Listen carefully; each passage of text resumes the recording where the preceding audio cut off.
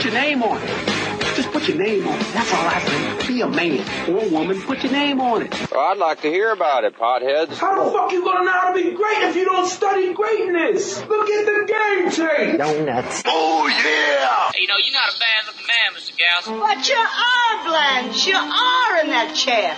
There's something wrong with us. Something very, very wrong with us. Oh, hey, buddy. Oh, yeah.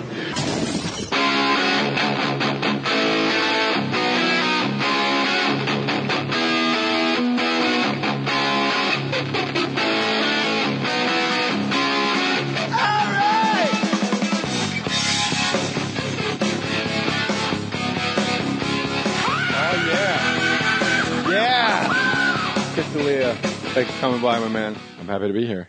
I hope this is like, we were just talking completely regular, and then when we got the point in from Andrew, the engineer, I'm like, Chris D'Elia, what are your thoughts on the moon, the earth, Whitney, the show Whitney going into its second season, my brother? That's right, yeah. That's the hump. That's the hump. That's what you said. You get past the second season. I've never done the second season of anything so far, so. Really? My wife doesn't remember anything she's ever worked on, and I remember almost the most exacting details of everything I ever worked on. Really? And we came to the conclusion, it's because I've never been on anything longer than a year and a half. We're like, she's been on a show for 6 years, okay, yeah. another show for 6 years, together, three shows in 6 years, yeah. and doing the Norm show at the same time. Right. And she's like, how do you remember that? I'm like, because it was Chris Farley, and it was in an elevator on Saturday night. Oh, yeah, that was only 2 years, too.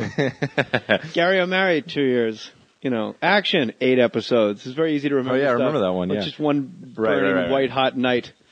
Yeah, really only a few things happen in a few years, so you can remember the high points of 1 year or 2 years easy. You got a great voice. You should be like a commentator. Is that right? Do I have a good voice? You really do. No. I don't think I ever heard that actually until I had a bit that I do on stage about how I don't like my voice, and then people started telling me I have a good voice. So you're the first person that said that besides that. Are you a baseball fan? No, my family's like a huge, like my brother, my father. What sports do you like? I mean, baseball. I'll watch baseball. All right, walk me through just give me 2 pitches of an at bat. Make people up in your good voice. Yeah, well, I only know 80s guys. Sure, even better. Rob Dibble steps up to the plate, swing and a miss. You know, Dibble not used to hitting that much as a closer, Chris. So this will be an interesting at bat. I'll be your color guy.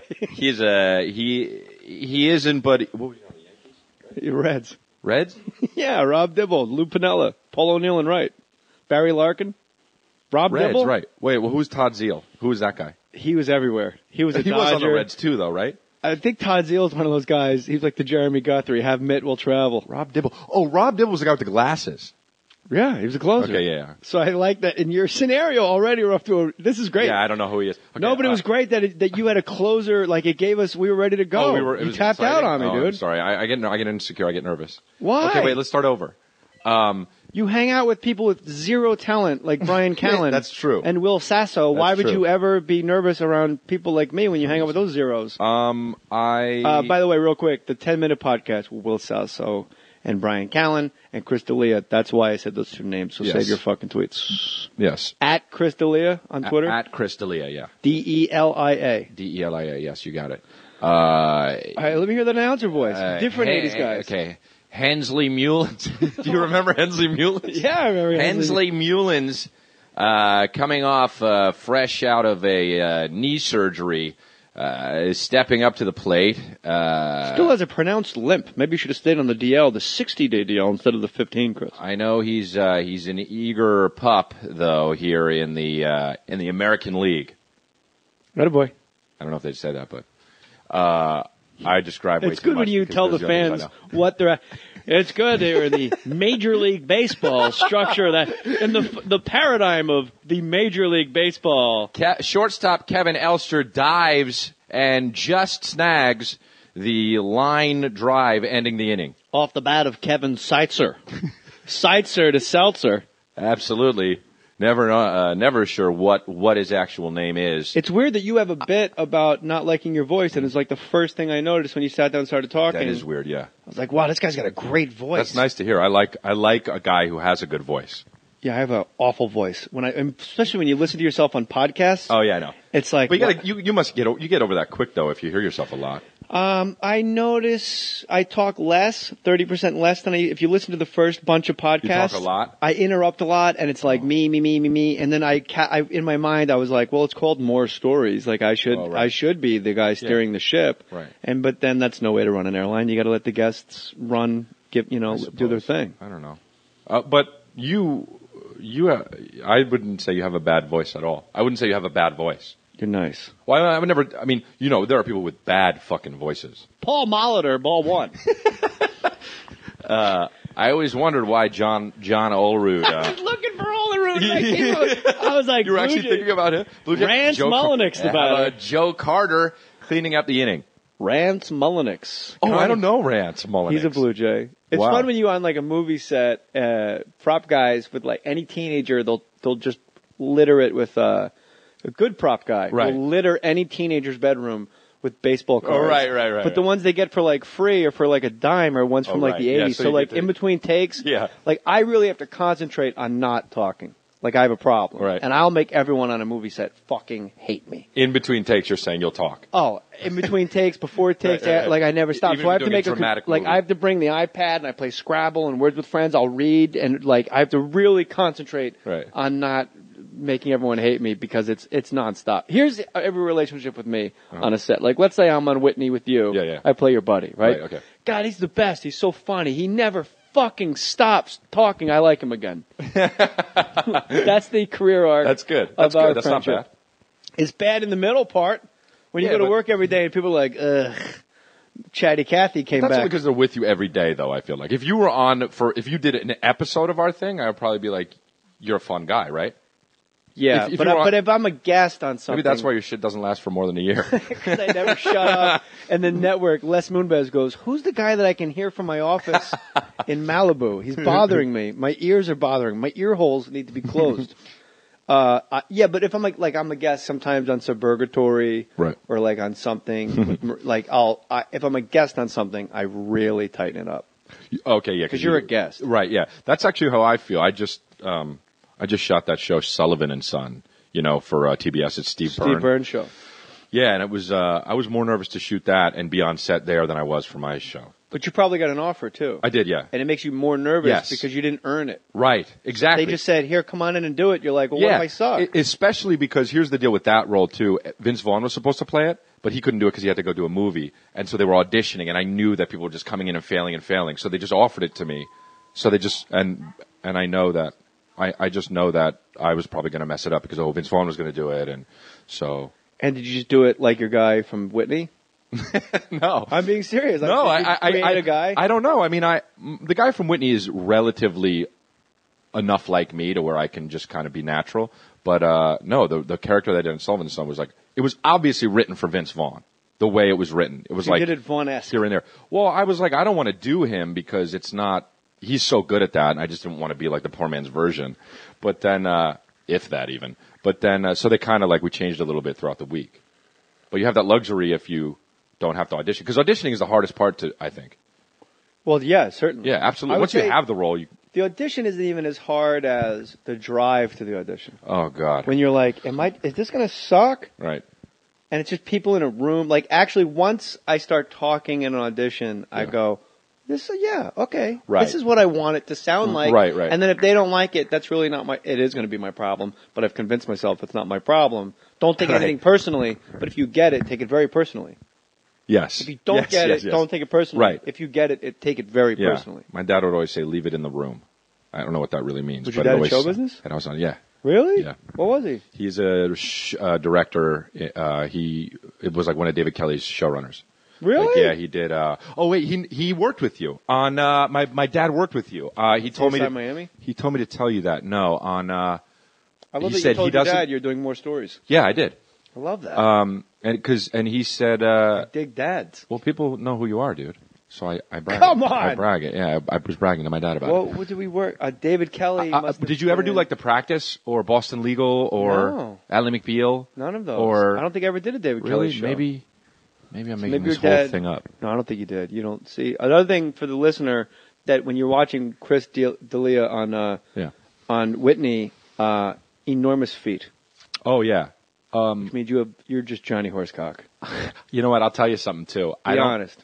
Be honest. You've been sitting like you have a horsecock. Like, right now, his ass is way back. I in the would seat, say, yeah. leaning forward, like he doesn't want to give it away. No, my dick's in my car. No, I have. Not in the glove box. I in have the back seat no. with a blanket over it. I have. And the windows are cracked. I don't want it to die. I have It's funny too, and I never address this on Twitter because this guy tweets me all the time about my feet on Twitter, about how he wants to give me foot massages. That's awesome. Yeah. You should retweet that guy every time. I know, but you know what though, man? I get that's the kind of thing where it's like if I retweet that, who knows what that could become? Well, how do you know he's going to listen to this? And I know. Well, now that's what I'm saying. I'm exposing it now. You have an expose. What size shoe are you? 13. Yeah, it's pretty big. Yeah. Is it? Yeah, I'm 10. Yeah, 13 is big. Yeah. You're a size 14 shoe? But you're much 14? No, you're not a 14. Jesus, I think there was a car accident outside the Fake Mustache Studios. Did you hear that? That guy heard 14, and then That guy pulled over for some dick. I hope he didn't crash into my car and ruin my dick. There are too many yeah, he just rear-ended your car. I gotta go check my dick. There's an EMS guy right now wheeling your dick into an ambulance. That's how big Chris D'Elia's dick is. So big. Hashtag. Yeah. We got a hashtag. Chris D'Elia's dick is so big. Hashtag. Hashtag Chris D'Elia's dick is so big. Mm-hmm. We want to know how big Chris D'Elia's dick. The EMS guys, it needs an extra seatbelt when it flies. It needs that extension. I have to pay extra for it on the airline. Listen, there's too many what ifs when you go to the post office. There's traffic, parking. What if it's closed? Plus it just sucks in there. Yeah. Take all the what ifs out. Stamps.com. Go to Stamps.com. Anything you can do at the post office, you can now do from the convenience of your own desk. Let's say Chris D'Elia, let's say he has an erection, and it's a lot of work to get from the parking lot and lug that giant cock into the U.S. And he just feels all right, you know what it is? You feel uncomfortable dragging a cock that size into a federal building. Sure. It's federal It's especially. federal. It's not a state building. No. That's a federal building that's up and running, and there's wanted posters, and they're all looking at you, and then you walk in with your Johnny Horsecock and your size 22 shoe, and they're like, wow, I saw him lugging that thing in a dolly out of his car to get it back into his pants. What's he doing here at the post office? Chris D'Elia is not at the post office because he's probably like me using Stamps.com, buy and print official U.S. postage, using your own computer, your own printer, whenever you need it, 24/7, 365, partner. Yeah. Unlike the post office, Stamps.com never closes. Unless you close, check it out. Use my last name, Mohr, M-O-H-R, for this special offer. No risk trial. Plus, $110 bonus offer that includes a digital scale to weigh your letters and packages and up to $55 free postage. Don't wait. Go to Stamps.com before you do anything else. Click on the radio microphone at the top of the homepage. Type in Mohr. M-O-H-R. Stamps.com. Type in Mohr. How many times did you audition to get Whitney? 3. I did it once for her and the showrunner. Did you know her before? Yeah. We've known each other for a while. Yeah, she's great. I really dig her. She's really great. Barry Katz sat in that. I'm going to get back to the question. Barry Katz sat in that chair. He did the podcast, and I was a lot. He's like he's a 100% approval rating. It's on her. Barry Katz. Hashtag Barry Katz. Next when you go home on Twitter. Really? He's like fucking Yoda when he sits in that chair. Wow. He goes, Jay, you want to know why people like Whitney have their own sitcoms? I'll tell you why. Because she comes in, she's written something for herself, she has devotion, she spent years of her life doing it, she hires her friends, and she gets a group of people around her that can make that vision come to fruition. Yeah. So before anyone's going to sit around and bitch about why does that guy have a show, and why is Nick Swartzen in fucking Malibu, so you know why? Because they worked their fucking balls off to get it, man. That's why. He's pretty intense. He was intense. He breaks it down. That does sound just like him, actually. 100%. I've never read a single negative tweet about Barry. Wow, Katz. that's funny. He comes in here and he goes, Nick Swartzen got fired from his managers, and he said, can I come to your office? And he came in with one of those giant notebooks. And Barry will always get sidetracked on something that's nothing to do with the story. Like, you know those giant notebooks, like when you were in school, there'd be a giant notebook. It'd be like, there'd be 5 chapters, and maybe there'd be a different color marker in the binder. Like, the first 60 pages will be a green pad. And the next 60 pages is a yellow tab. And you could slide mathematics, or you could put like social studies or civics. Right, I know It's a giant notebook, not the 60 pages, not the Right. 120 pages. The 5-star notebook. I know what you're talking about. Let me finish. Okay. A 5-star notebook that's so big you could actually put. So Nick Swartzen comes in with one of. Do you know those notebooks? It's a giant notebook, and you write like Van Halen on the back, and you try to, by the end of the school year, let's be honest, it looks like somebody did a Bukkake movie with a bunch of different magic markers, man. You know what I mean? So he comes in with a giant notebook, handwritten in that notebook is Malibu's Most Wanted, and